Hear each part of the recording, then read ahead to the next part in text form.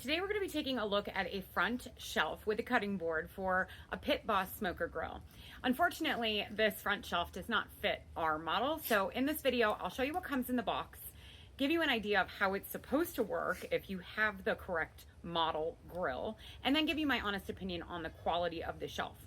The seller did send this to us in exchange for a video. However, all of the views and opinions in this video are my own. This is packaged really well to protect it during shipping.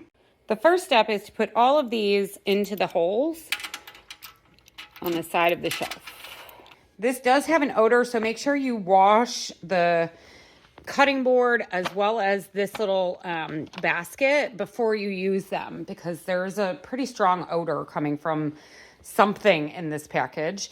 There is the assembly manual, you have the actual shelf itself, you have the cutting board that fits right in here, you have a cover so that you can cover the cutting board when you're not using it, and then this little thing fits in here and you can put, I don't know, vegetables and things like that in there, and then you have all the hardware that you need to install this. Our Pit Boss did not come with holes for any accessories. On your smoker grill, you're going to want to check and see if you have screw holes here, or if you have an existing shelf that's attached to the front. Unfortunately, ours does not have those, so this is not compatible with this front shelf. But if you do have those holes, the installation for this is incredibly easy. You would simply attach them with the hardware that's provided.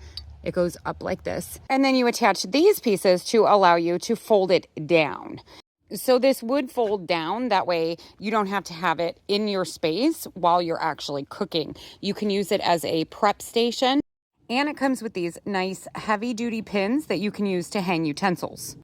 Overall, I'm very pleased with the construction of this. It is very sturdy, which matches the Pit Boss pellet smoker very well.